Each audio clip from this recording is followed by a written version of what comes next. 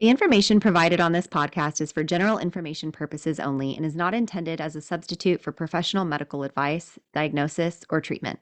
Always seek the advice of your qualified health provider with any questions you may have. Never disregard professional medical advice or delay in seeking it because of something you have heard on this podcast. Reliance on any information provided here is solely at your own risk.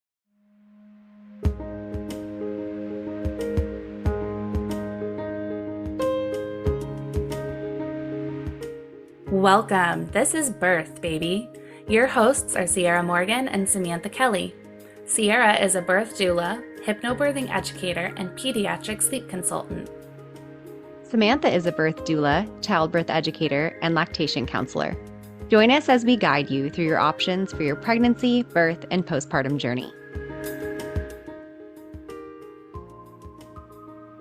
All right, welcome back. We have Sabrina back with us like we promised y'all, and she is going to expand on some of the things we talked about in part one. So if you have not already listened to part one, or I think it's something about the history of birth and the village in the US, make sure you go ahead and listen to that before you listen to this one so you're caught up. So today we're going to talk a little bit more about the role of the community in birth, postpartum, and beyond, and how we can improve, what improvements we've seen, but also where we still need to go. So thanks so much for being here with us again. Oh, thank you so much for having me. I have so much fun with you guys. I know you guys, we talk before the recording starts and I'm like, wait, we should be recording this. We've got to start recording because I don't care if it's not formatted perfectly. Like I want everyone to hear everything you have to say. It's so fun. I love talking to other people who are super into birth stuff because I'm just like, oh yeah, and And we can nerd out. oh my God, yes. A little echo chamber. Exactly. It's so good. So fun. It is. It's excellent.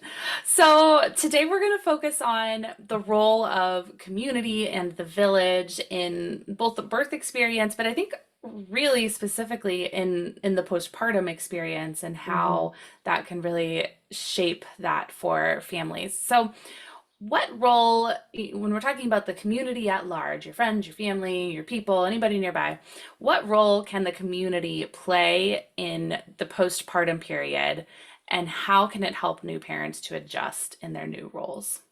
It's funny as I just did a postpartum visit here this week, and one of the conversations we're having is like, okay, so if you feel nervous about asking for help for things, then make me the bad guy.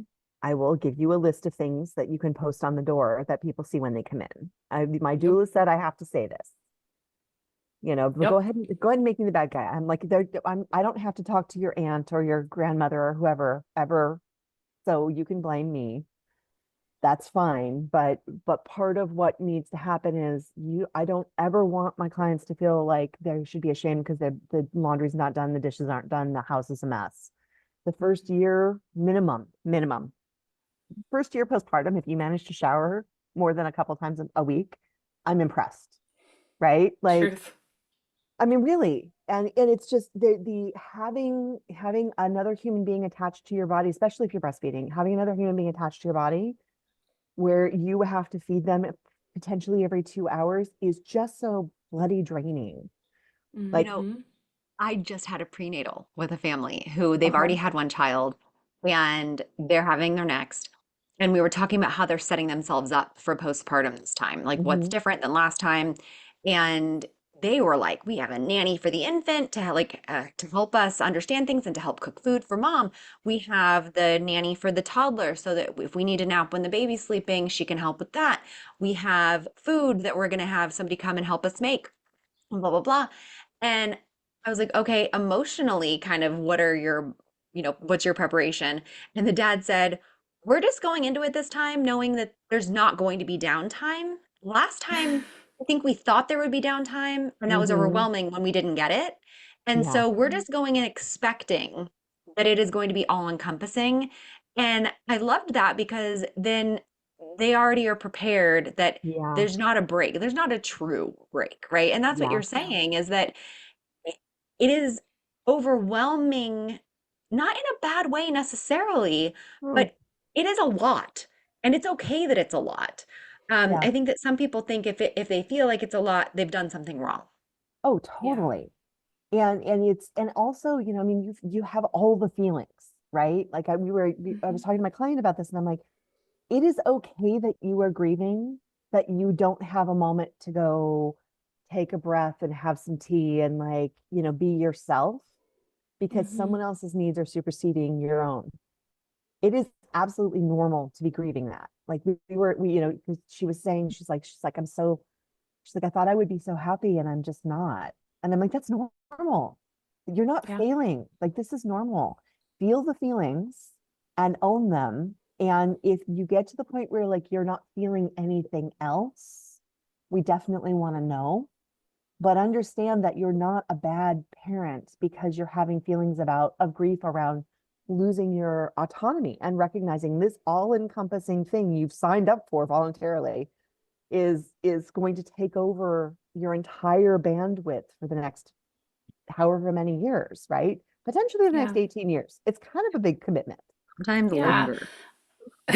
Truth. Longer. Yes. I think too, like when we're thinking about like what is happening in that stage, we're not just talking about like the emotional piece of like you're hormonal because you just had a baby, which that part is huge. Right. And you're tired because you're not sleeping because you have a baby who's waking up all the time. All of that is huge, but there's also an like actual practical standpoint of you have to stretch and grow because there's a whole other human that you have to Mhm. meet the needs for. You have to do their laundry, you have to feed them, you have to clean up after them, Yeah. and you have, potentially other children or partners or other people in your household Mhm. that you are also, managing as well. Even if you aren't the, default caregiver in the house, you are still, managing some aspects of those things. So there's physical growth that has to happen to be taking care of all of these Yes. things that we're taking care of.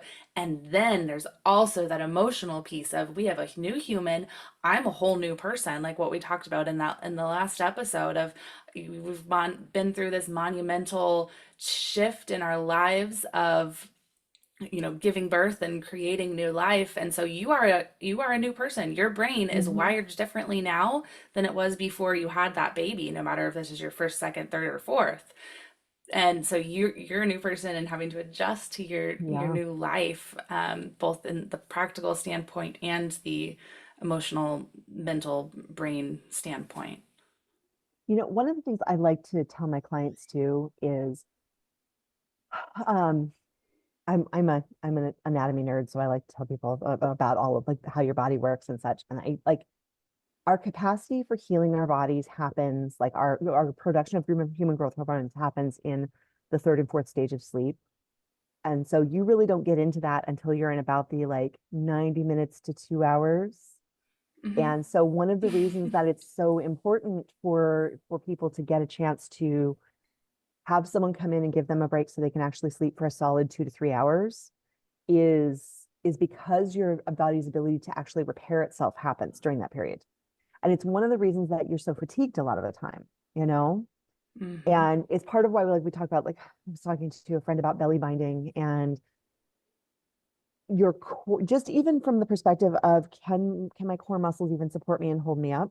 Like if you don't have additional support on a physical perspective, never mind your emotional village and all of the different things, like your core is like has no longer wrapped around a baby, so it doesn't have a thing that it's holding up. So you fatigue faster, right? Because Yeah. your muscles are learning how to do all that stuff. There are so many things that are about like your personal infrastructure that have to be thought of and addressed proactively because we don't have this big village and we don't have this big group that we used to have. We don't have multi-generational families that are there to help support those things.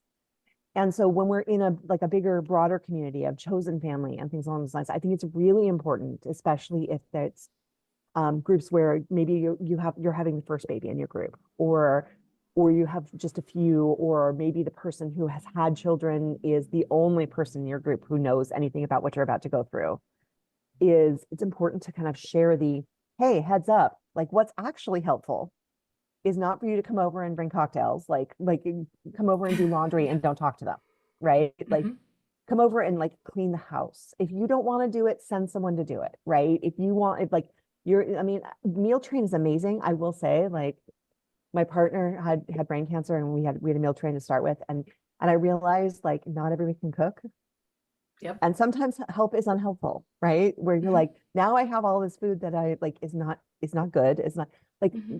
in the postpartum does this to you, pregnancy does this to you, but so does any sort of catastrophic illness. It changes the way you taste things. Hmm. So things you might have loved beforehand now taste terrible or are not to your taste anymore. And you don't want to be the person who complains about the things someone spent time cooking and doing. So finding ways to communicate what's appealing, what food delivery services, what things that are good still. And don't, I mean, even with like if you have a NICU baby, I having a conversation, we had a neighbor who had a micro preemie, just like 1 pound, so Oh. tiny. And oh my God, and there's so much involved in a micro preemie. And Hmm. I reached out to her, because I live in an artist colony, and so a lot of us don't have children, and there's a lot of people here who don't understand what goes on with that dynamic. I'm like, I know you don't really know me, but I'm going to leave food at your front door, and I just need to know what you Yeah. don't like, and also I just be aware that I will not be adding lots of spice or alliums or anything, like no garlic and onion, because I know that it can change the taste of the milk, and the baby has such a hard time with eating when they're that little that any sort of Hmm. milk, any sort of changes can be challenging. And she just like burst into tears, and she's like, I don't, nobody understands because I'm at the hospital all the time, and there's so many unique journeys with being a new Yeah. parent that helping our community like equip themselves with resources so that we can actually be support and not be make it more challenging is I think something that is becoming apparent. It's really important to do. Yeah. You know what I It's not a think of? one size fit all solution. No. Yeah. You know what I think is a real gap here that we have, or maybe even roadblock that we have, and it could be outside of the United States, but hey, this is where I live and this is what I know Mhm. about. Um, we're so afraid as a culture to ask for help. It's almost like it's a Hmm. sign of weakness to ask Well, for help. that's American culture in at the heart of it. The rugged individualism, like, no, I can do it all Yeah. by myself. Like, Yep. Or even like even if I don't feel like I can do it all by myself, the how am I going to be perceived if I ask? mm, Or like what if I'm Yes. rejected? What if somebody says no? So when I'm teaching classes in the fifth class, we talk about the postpartum period and we just touch on it. We have a whole class you can do that's about the newborn and postpartum period. But one of the things that even if nobody's signing up for those other classes, I want you to know is write a list. Kind of like you said, blame it on me. I tell them in prenatally, write a list of 2-minute activities that Hmm. if somebody comes over, wipe down the counters with these Lysol wipes, do a little scrub brush of the toilet. mhm. Tiny little things that take 2 seconds, unload the dishwasher, but put all the stuff on the counter, please, because I don't want you to put my stuff away and I don't find it for 2 weeks. Um, Yes. so you put those things on there, and then when someone comes over and says, "Oh, what can I help with?" If they do, which I hope they are, Mhm. instead of just saying, "Oh, it's okay," you could, if you want to, you can still say, "Oh, you don't have to do that, but my doula made me make a list and it's on the fridge. If you want to help, you can go pick one of those items." Mhm. Because then you're not having to be as vulnerable to be like, "Would you please wipe down the counters?" You're giving Yeah. them a list of things to choose from. You can do it or not. But I think that the hardest thing is, even if people want to help us, we have a hard time accepting it. We don't want to say, if somebody Oh, yeah. says, "I'll bring you a meal," and they don't ask, "Do you have any food allergies or do you have any sensitivities or there are things that you just hate?" Like if you put mushrooms in it, my husband's not eating it. He says he can still taste it even when you take them out. Yeah. Whatever, liar. So if they're not asking you to be vulnerable enough to say like, "Yes, thank you so much. And also, can you make sure it doesn't have gluten?" You know, or like, Yeah. "Yes, but I'm dairy free." It's really hard to do. And so we have to kind of get over ourselves a little bit and be Yeah. willing to take our wall down and ask for the Mhm. help or receive the help. And what are some things, like some concrete things that you could give advice to a neighbor, a best friend who maybe doesn't have kids yet or doesn't really know? What's like a few things that you could say, if you do these, this would be really helpful, something tangible. So the list I like to give is I want a list of your favorite restaurants you like to eat at and the things you prefer to buy. Like, what do you like to eat? What do you know you like to eat? What was good during your pregnancy? Okay. Um, Always a load of dishes, a load of laundry, take out the trash. Those are so hard and they make such a difference. Change the sheets on the bed. And the Hmm. pregnant person or the person that just had a baby should not be doing those things. Like that is an Right. activity they should not be bending over. They should not be Hmm. squatting. They should not be doing that for that period of time. They Exactly. shouldn't be lifting the bag of trash. So not Hmm. only are you helping them by serving them so there's not an item to be done, but also their body thanks you. Yeah. Exactly. Exactly. And then, for the family members who want to come and hold the baby, go shower. Hmm.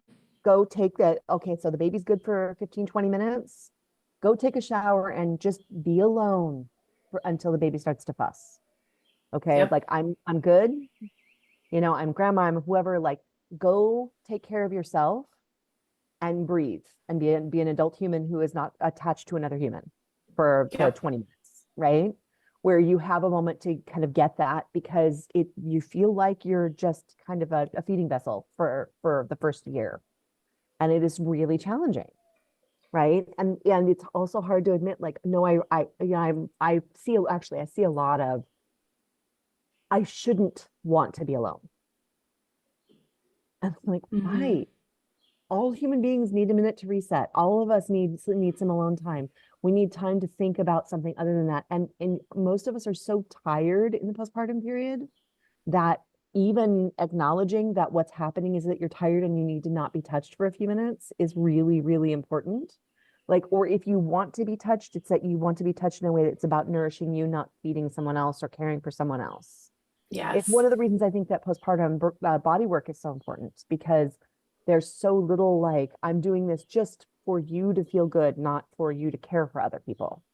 Oh And man, this Yes. isn't even what we were here to talk about, but I'm going to go into this piece too, So like big. being touched out by mhm, you're constantly being needed physically. So it's so hard to give to your Hmm. older children who are needing physical support sometimes, mhm, to your partner who may want to be intimate, maybe not even sexually intimate, just like love on you, hug yeah, you, Hmm. and you're like, my breasts are leaking, get away from me.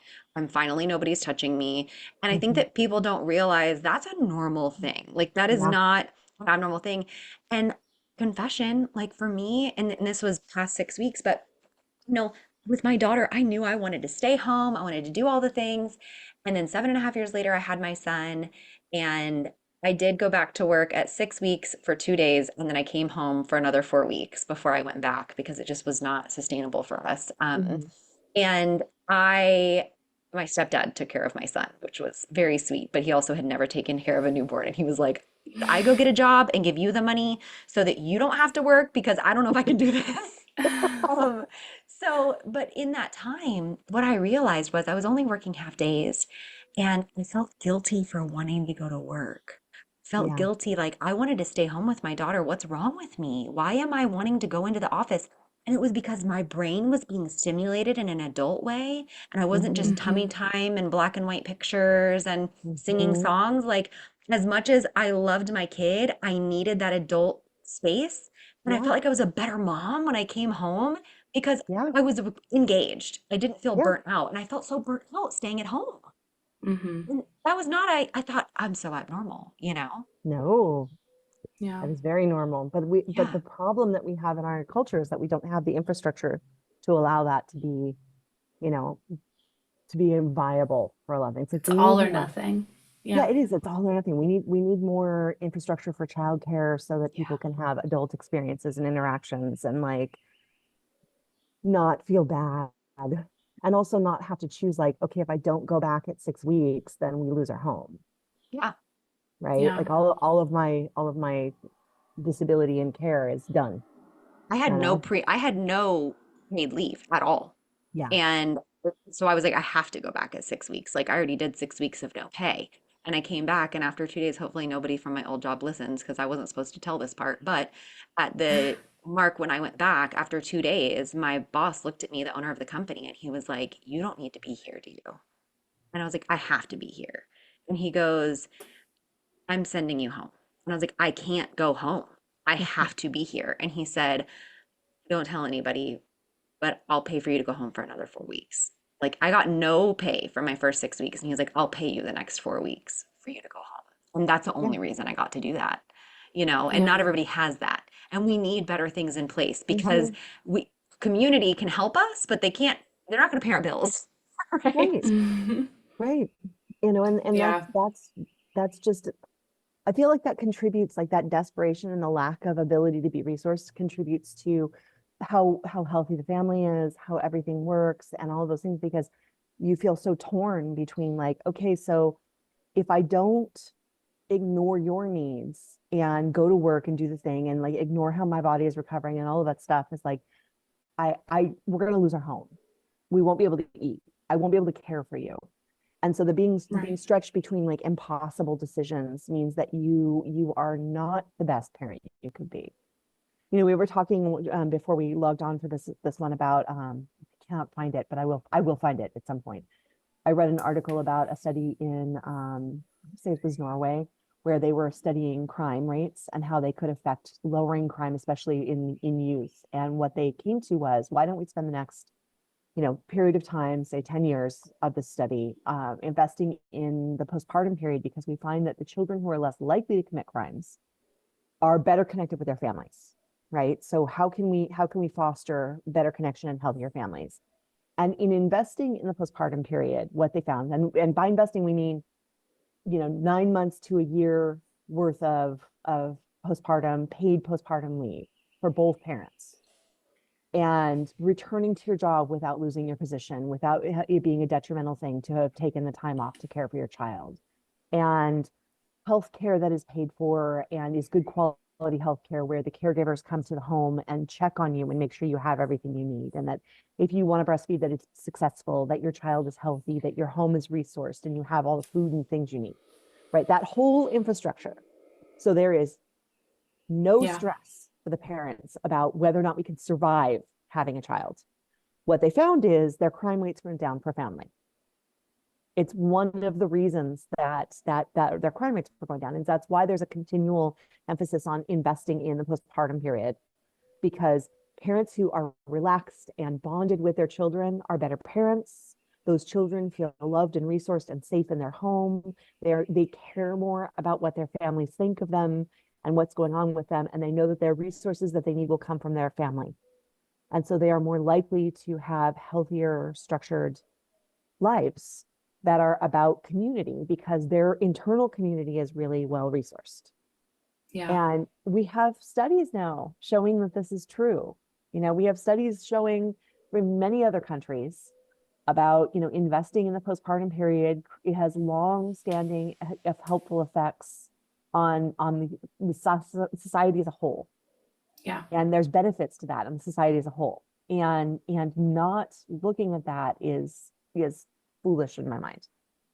Yeah. Not investing in that is not investing in our future. And also, you know, it's one of the reasons we have declining birth rates, because it is not safe to have a family, because we don't know if we could survive the break it takes to have the child. Mm-hmm. Because I had it nightmares. requires, yeah, I mean, it requires two incomes for most families to Mhm. survive, and one of those incomes has to go away for, you know, a minimum of 6 weeks. Then, Mhm. what are we supposed to do about that? Yeah. Yeah.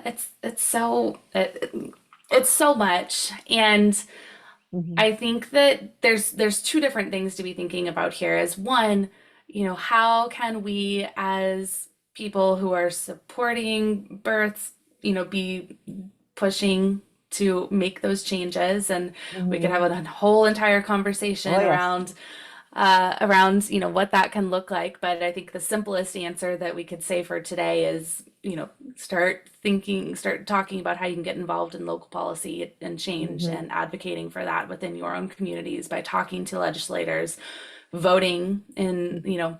Yes. even the little elections, and things like that. But then I think there's the other side, and I think what's probably going to be more something that you can do yourself right now, Yeah, is we know that this is the framework that we do unfortunately have to work in. So what can we be doing to make it the best that it can be, working with absolutely. what we have? So then we have to start thinking about, okay, well, she does have to go back to work at 6 weeks because that's what her family's income requires. So, Hmm. as a friend, what can I be doing to support my friend who has to go back to work? I have the benefit of being, a business owner, so I do have flexibility with my schedule. And so I could go pick her baby up from daycare and bring the baby to her for, an hour a day. One of my good friends, she did have to go back to work soon after her child was born, and I was staying home with my kids at the time, so I was able to take care of him for her. And Oh, that's I was wonderful. able to bring him up to where she was working and do some of that with her so that she could keep breastfeeding so that Yeah. she wasn't reliant on the pump all the time, especially when she felt like the pump wasn't working well and the baby needed to get the milk out better than the pump would, and all Yeah. all these different things. So I was able to be that person. Not everybody has that ability, but thinking through as a friend or a family member, what things can you do to help? And then, as the expectant person, as the postpartum or pregnant person, being humble enough to accept that help, like we talked about, Yes. is You huge. know, one of the things that I think is important to practice, and it's really just I studied for when I was first starting my life, I studied to be a drug and alcohol counselor for a while. And we had this exercise in the process where you had someone compliment you and or offer to help, and you just had to say thank you and just sit with it for a minute and not respond and like listen to your internal process around that, because it is really bloody It's hard to so not be like, hard. no, it's okay, but like no, like, and this is part of the thing, like we do this exercise in my prenatal stuff. I'm like, I just want you to stop for a minute. I'm gonna say, I'm gonna come over and clean your house, and you're just gonna say thank you. Hmm. No, you don't have You're to, because that's what like, comes no, next. Oh, no, it's okay. You exactly. don't Yeah. have to. Exactly. And I'm like, I want you to feel your feelings and I want you to become aware of them, because you have to learn how to accept help. So Hmm. I'm gonna make a bunch of offers and we're gonna work through your discomfort. And I'm like, you can only say thank you. You can I only say, love oh, it. that's it. And then the other thing too is like, okay, so take a minute before you go to sleep, instead of running through all the things that you didn't do right. I want you to intentionally think of something that happened that was good, however small, because our brains tend to focus on the track of like, this terrible thing happened and I didn't do We that. have a Like, no. negativity bias. Yep. Yes. So like, you say thank you fix that moment in your brain and you stick with it and review it. I This is love The other therapy, that. thing, y'all. This is straight up therapy we're yeah. getting out here today. So good. But it makes such a difference because we're conditioned to say no, no, no, no, no. I'm Even when you're not okay and you know you're not okay and you want help, our first gut reaction is, oh, no, no, no, it's fine, it's fine, Right. right? Yeah. And also understanding done is better than perfect, Hmm. and they're not going to do it the way you would do it, but done is better than perfect. Hmm. That's right. And find the place, like, the okay, let's put stuff on the counter rather than put it away because I don't want to find my tea balls in the bathroom, right? Which is Hmm. like literally a thing that happened to me. Like, how did that end up in the bathroom? I don't know how that ended up in the bathroom. That is obviously a dish, but okay. Hmm. The mitigating the unhelpful help for what's helpful, and getting like, okay, even part of it being done means that it's one less thing for me to do when I have low to no resource. These are things you can set yourself up for prenatally. You can Mhm. label the cabinets where your dishes go so that people Yeah. know where to put your dishes so they don't have to put them on the counter. You I would can also put say, a if you're cheat going to do sheet. that, if you're going to do that, recognize if your friends, if they're visual people or they're like kinesthetic reading Yes. people, because sometimes pictures make them more successful Yeah. than words, because they may just I have a lot of friends who are really like neurodivergent.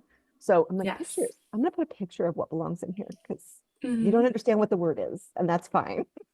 Plus, it'll work when you have teenagers who are like, I don't know where the dish goes. Or if you have a husband who doesn't know where anything goes ever, even though they also live in your house. And You get know, it out for themselves all the time. Mhm. yeah, it's the silver bullet, guys. This is going to really improve your lives. Take the But pictures then and I put them on the think inside of the cabinets. This is what it's supposed to look exactly, like. I love that. exactly. And then I think the other side of this is as the friends, what Mhm. can we be doing? So what things would you say for community members, what are characteristics of helpful versus unhelpful support, and what kind of concrete items would you give them to focus on? So I think the first thing to understand is postpartum is full of all sorts of feelings, and none of them are wrong. Okay, Hmm. and our assumption when you have not had children is that it's all rainbows and butterflies and everything is beautiful, and you should just be happy, happy, happy all the time. And that is nothing like what postpartum is. There is a whole process of grieving. There's massive change. There's fatigue and exhaustion and all of these things where you're still, it's all mixed up with this string of like, I might regret today that I did that, but later on today, I'm just like the baby smiled at me and I'm so happy, and it's a little bit crazy feeling a whole lot of the time. Hmm. And like it's important to not assume what you think the person is feeling. Let them tell you without judgment. Because if they feel safe to share what's going on for them, then they will be safer asking for help. Yeah. So, asking how are you really? Like what's going on? How are you feeling? And what is the thing I can hold space for is Yeah. one of the most valuable things I think. And then really realistic, like you were saying, like here's a 2-minute list of things like physical things that I want to not have to ask for help for because there's Right. no more capacity in my brain. My brain is drained and I need to not have to ask. These are just this needs to be done. And frankly, a lot of partners are not used to doing those things and the things that you Hmm. normally do and they need to be responsible for. And like, I don't want to have to ask you, did it get checked off today? Hmm. Get a dry erase board and make check marks for the week. So we know because we're both exhausted. Did this actually Yeah. happen this week? I don't remember. Yeah. Put showering on there so your partner recognizes it's been 3 days since they've showered.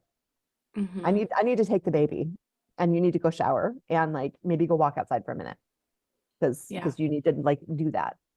And those basic self-care things really help other people track like, are you actually getting some of the basic self-care things? And self-care is, did I have a moment without someone else hanging on my body? Did I eat an actual like start to finish eat a meal? Or did I just get 5 bites and walk away? Which is Hmm. so common and it really affects how successful your breastfeeding is. It Yeah. affects your ability to heal and how resourced you are. Like, did you actually finish an entire bowl of something? Did you finish it? How much water have you had? And how do you track that? Like for my clients Right. that have a really hard time tracking water, we get really big water jugs that are marked, or we do multiple Love water those. things in the fridge. So if they Hmm. if they prefer for something cold, so they can see, did I drink them all today or not? And their partner can see, did they actually make it through 3 things of water today? We don't know. Hmm. Hmm. Yeah, and are you Having even going to remember? You surely won't remember. So having check boxes right. in place like that is great. Yeah. Yeah, and it's giving yourself an infrastructure and resource to see like, am I able to keep up with and take care of my basic care? Means that you are Hmm. more equipped to care for the others and helping the people in your life recognize if you've actually managed to get those things done is not a failure if you haven't. It's I'm overwhelmed and there's a lot going on. There's a huge change and I'm recovering from a major physical incident in my body, Yeah. And I you think know? part of it too can be being bold enough, like as the friends and the family, to push in to say, hey, Hmm. have you showered today? You need a minute to yourself. Go do this. I am going to hold down the fort for you. Yeah. And to push in, hey, it really feels like you're struggling right now. Let's talk about it. Like I Hmm. think sometimes as friends and family, we don't want to like call people out and then be wrong, or we don't want to embarrass them, or Hmm. things like that. And when it comes to birth and postpartum, there's so many other things going on. There's so many balls in the air that person is juggling.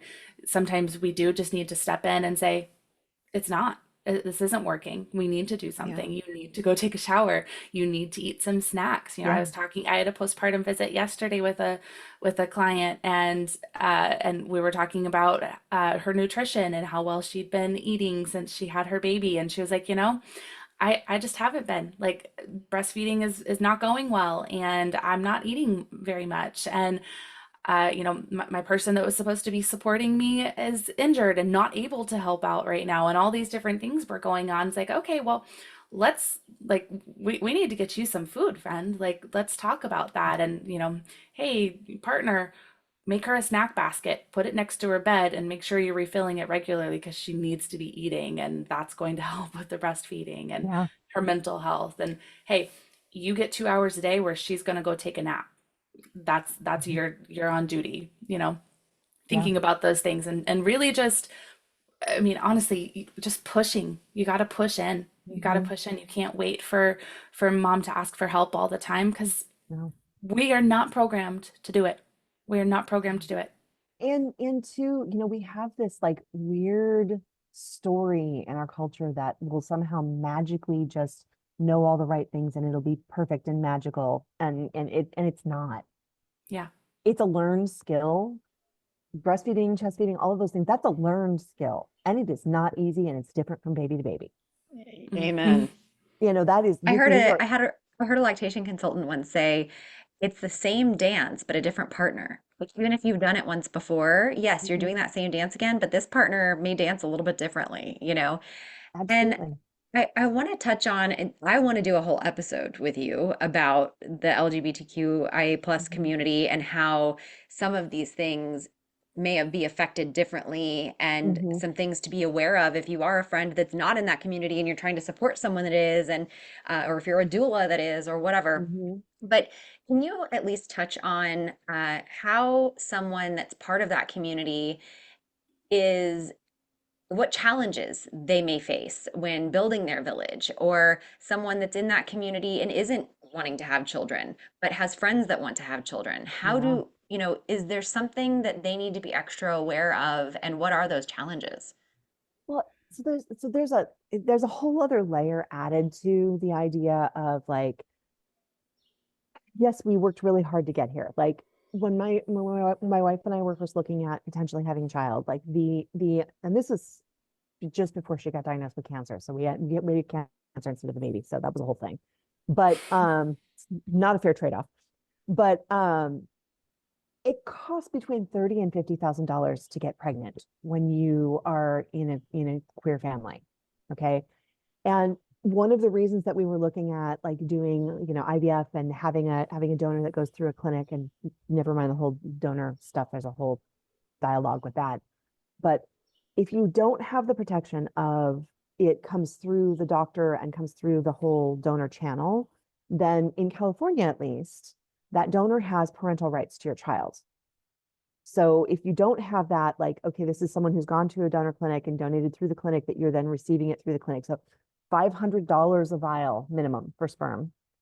So thousands and thousands of dollars to get there. So think about, like, many of us don't have the resource to pay for the support postpartum to start with. And it takes so much investment. Just if you're buying a house every time you have a child, right? So you're choosing and Absolutely. having to be really choosy about, like, do I have the resource to ask for help for this thing? Is there a way? And then also in a lot of our communities, like, families are not common, or it is challenging, or people are questioning why you would even do that, or and then never mind the, like, depending on where you're at, the medical community may or may not be supportive or helpful. Like when my partner was sick, I had to carry around our marriage license. We're in California, in Los Angeles, in a hospital that is very like queer supportive, and I still had to prove my right to be there and advocate for her.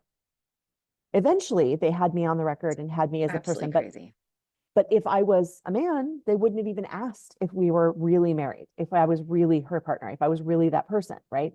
And so you have this like advocating for your child, advocating for your partner, going through all these things and knowing like just the basic interactions, like me having to explain to my doctor, like, I don't need birth control. I'm good. Right. I have the best birth control in the world. And knowing like we Sorry, shouldn't that's have, so good. The best birth control in the world. but I mean, like, we shouldn't have to keep having this I'm safe conversation. from sperm. Don't worry. Right. We could mark me safe from Mark that. safe. But it's that thing of like, when you go to an OB and the first few conversations and screening conversations define whether or not you feel safe talking about what your lived experiences are. Right. And the having to advocate for yourself on a whole new level, from in your medical experience, which is already hard in birth, and then advocating for your family that may not look right. If you have body dysmorphia, if you're someone who identifies as non-binary or as trans or has a different experience, doubly hard, because you are having what is often gendered as a very female experience, even from the Like, I don't see myself as mom. I see myself as dad or as parent. And I don't Mhm. want you to refer to me as how's mommy doing in the labor, because it just messes with my mental health. And all of those conversations means that the queer community tends to not get the medical care they need during Mhm. pregnancy, in delivery, all of these things. There's a lack of care because they feel unsafe in those situations. Right. And then broader community and broader village, a lot of us don't have the luxury of having children.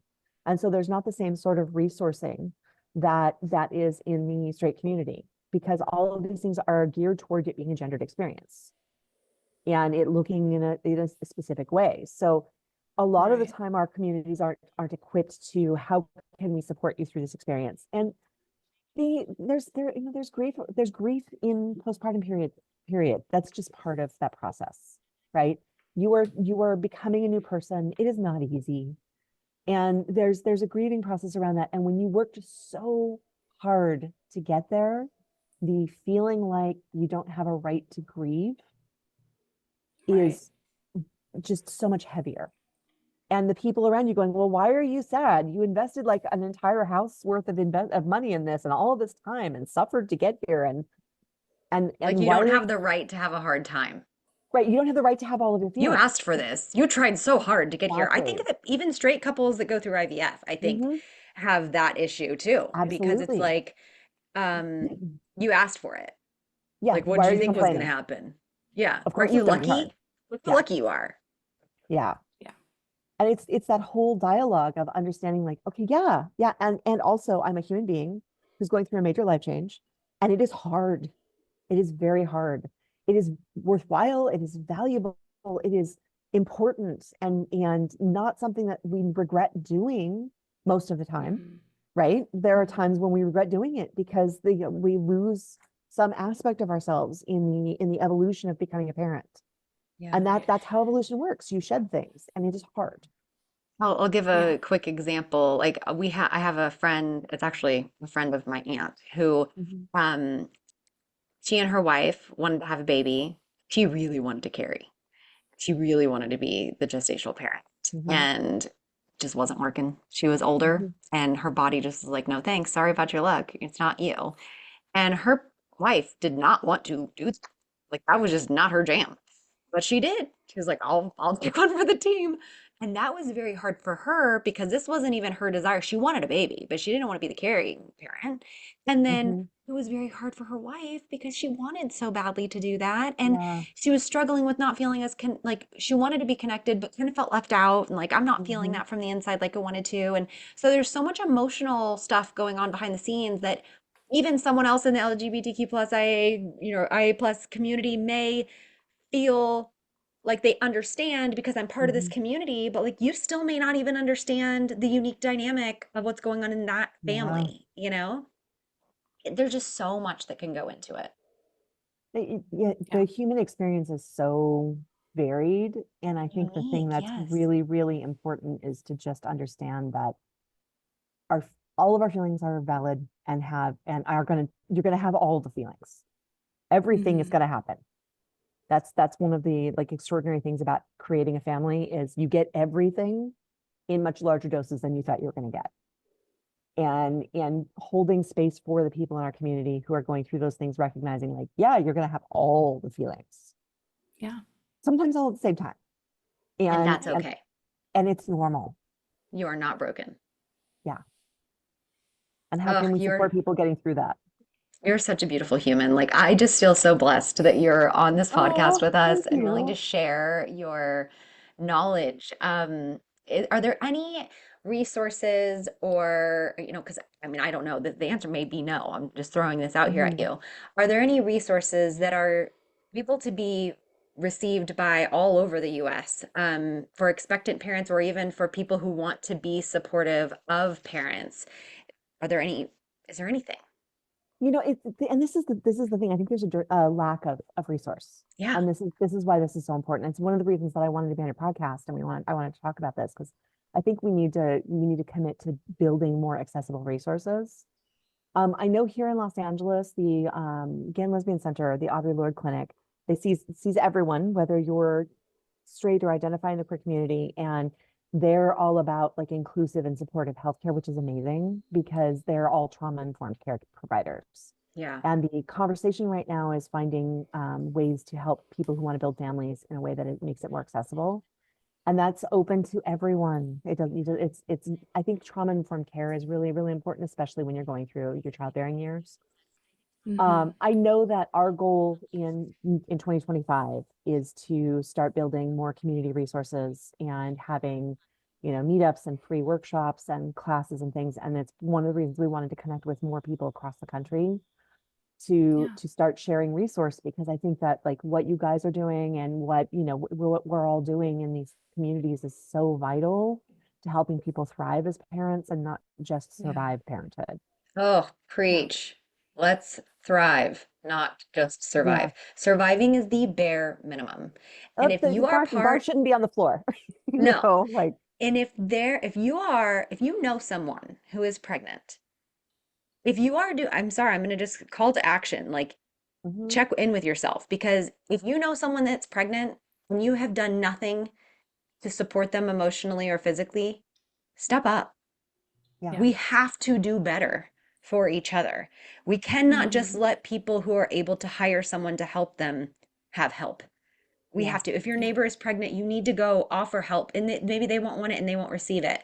Hopefully, there are some tips from here that you'll be able to take away. mhm, You Mhm. can't just let people do this on their own, because they will. They'll stay yeah. quiet and they just won't ask for help. And Yeah. we have to have a community that is thriving together. At the very least, go leave food at someone's door and just tell them, you don't have to talk to me. I'm just going to leave food at your front door. Yeah. Yeah. Like, Text you them don't, a Starbucks gift card. Text them a DoorDash gift. You don't even have to have their email address. You can just send it straight to their phone, no, y'all. You know how happy yeah, that makes me?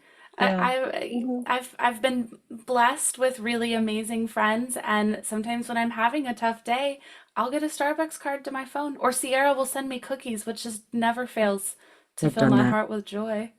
She was having a real bad day, and I sent some Tiff's It's treats with true. some ice cream, and she was And then I teaching, and I was cried. like, it was delivered, and I know that you're teaching a class, but you might want to break because I think that the ice cream's gonna melt. It's my true. my It's so good, one of my guys. best friends sent me, she's like, look, I know you're a pie girl, so there's a place called Pie Hole here. And she's like, Mm. so I just had them hanging on your front door. Don't leave it Oh, out there for too long. She's like, there's pie. pie on the front door. So Because it's she's smart. like, My I know you're husband's having a hard pie, day. loves pie. Yeah. Oh my God. Pie on the front door, My guys. my birthday, my niece and I have share our birthday. She's the day after me, so we have something like 10 pies for our birthday. We just Oh. do pie. It's Uh, beautiful. we just saw, this is, I don't care. We're gonna chat for just a second. Y'all can listen. We had for, wedding tasting, you do cakes and all of that, Mhm. some people.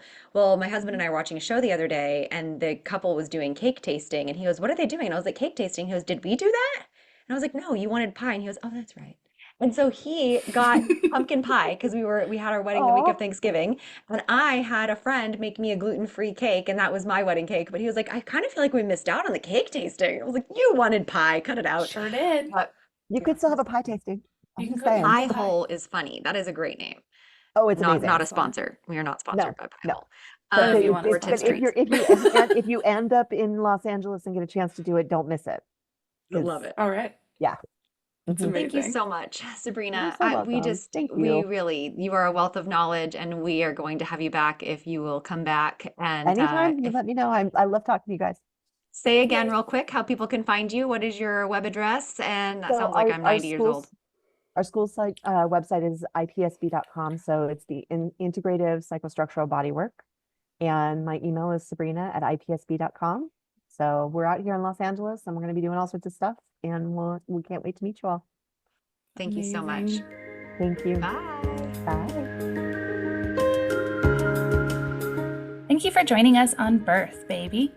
Thanks again to Longing for Orpheus for our music. You can look him up on Spotify. Remember to leave a review, share, and follow wherever you get your podcasts. See you next week.